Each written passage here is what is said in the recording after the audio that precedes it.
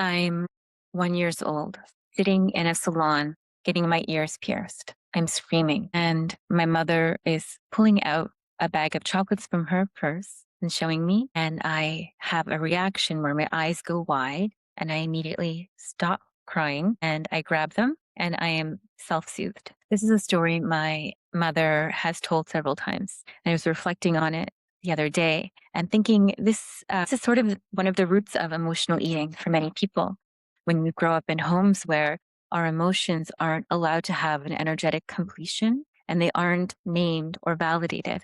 So, in these sort of generational patterns where there's a discomfort around having authentic emotion, we can grow up and end up in relationships with other people that are similarly codependent. So, you can develop a codependent relationship with food where you numb out with it, or with alcohol or cannabis or even online gaming, any sort of, behavior that is a numbing effect. When we can also develop a codependent relationship with a partner that is similarly so reinforcing this lack of validation, this lack of naming, this lack of energetic completion. And that can show up, for example, sitting on a couch together every night, watching Netflix, and never really going deep into conversation about what is actually going on internally for each person. And sometimes you can end up with people who aren't even able to access that within themselves, and they say, oh, that's low vibe, or I don't want to talk about things that are, unpleasant. Let's just, watch ridiculous shows and pretend everything is wonderful all the time. And when something's uncomfortable, either they leave or they will have numbing out behaviors. So in relationship, this can also manifest as not being able to, communicate how we're doing, our actual emotions. And that can be because we don't actually know what our emotions are. And again, that goes back to those earlier patterns of not having them named and validated as children. So suddenly we're adults and we're expected to be like, I know exactly how I'm feeling. I know exactly how I'm going to handle it. I know exactly how I'm going to communicate it in a healthy way, right? That's a lot to suddenly throw at somebody as an adult. And it's also seen as a moral failing not to have these skills. And it's seen as a moral failing to have behaviors like disordered eating, emotional eating.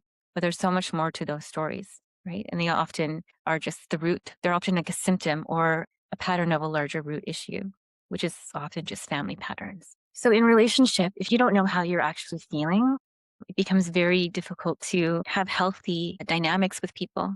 You might just have this overwhelm, this confusion, this sort of chaotic stewing of emotion, and you don't know what it is.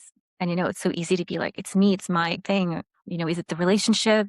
Is it my external stuff? Is it my work? It's like, what is it? I just have this dysregulation. And if you've grown up with chronic dysregulation as your natural state of being, it's very hard to even know when you're like identify dysregulation. You're just always dysregulated. And people who are in this chronic state can often, turn to things even like plant medicine, using it too often, because what it can be is like, I'm feeling this constant state of chaos, and this provides me like this immediate nervous system reset or soothing until, what's behind that is still churning, comes up, and you got to go do it again, and you got to do it again, and it again. So that can also be a pattern of addiction. But it's a different video that I'm planning to do. So going back to this, not knowing how we feel. Not knowing how we feel uh, is the first step to having to identifying how we can have healthy relationships. So there's a lot of tools to figure out how you feel, and it can be a long process. Just imagine like a child having been grown up, validated since birth. That's a lot of years. So you have to be patience with yourself as an adult, that you need to spend some time learning as well. And you can learn it just like a little kid can learn it, right? So we can always rewire our brains and our neural pathways. The first step of knowing how you feel is just recognizing how you are in your environment. That's the first step. Going straight into the body can be overwhelming. And again, it can be a source of chaos, right? So the first step can be just noticing your environment. And this is called proprioception. It's a somatic experiencing technique. What you can do is just do this with me. And what I'm going to do is just notice my environment. I become very comfortable with my environment. We're animals. And you'll notice that most animals are territorial. because they become very comfortable with their environment and they claim it energetically. A cat loves a tight box. Animals love places that they've scented. They track the space. They are familiar with the space. They're familiar with their bodies within the space and their relation to everything within that space from their body. So, as adults and as humans, that's something we should be doing as well to become very comfortable in situations, in our homes, in our spaces. And one way of doing that is through proprioception. So, I'm going to just use my eyes, just like an animal would, and I'm going to track the line of my roof to my wall, just noticing. It's very simple. You can do that with the floor, meeting the wall.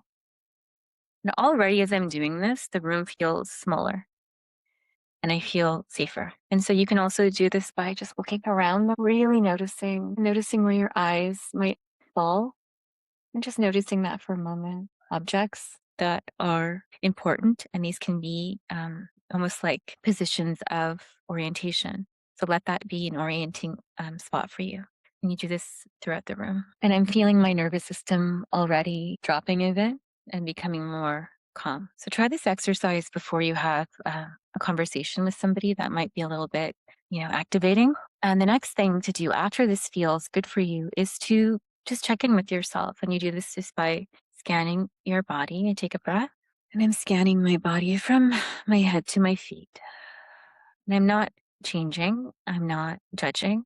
I'm just noticing. And I might notice my shoulders feel a little bit like they're raised up, and I can choose to consciously drop them. And I might notice my abdomen is feeling a little bit tight. So I'm just actively loosening it just with my breath. Good. And so I'm already feeling dropped into the body. So this is the next step. After I feel this calm and this dropping in, it's grounding. Actually, I'd like to say one more thing about grounding. Another great tool for grounding is really focusing on the feet. So I can take a breath in and send that breath to my feet. And as I do this, I notice the pads of my feet on the ground.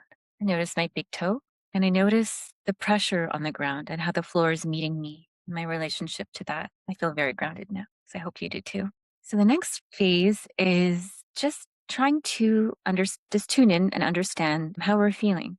And again, if this is not a familiar exercise for us, it can be extremely difficult to know how we're feeling. So one way to start this is to name how you're not feeling. So right now I'm not feeling anxious. I'm not feeling confused, and I'm not feeling joyful.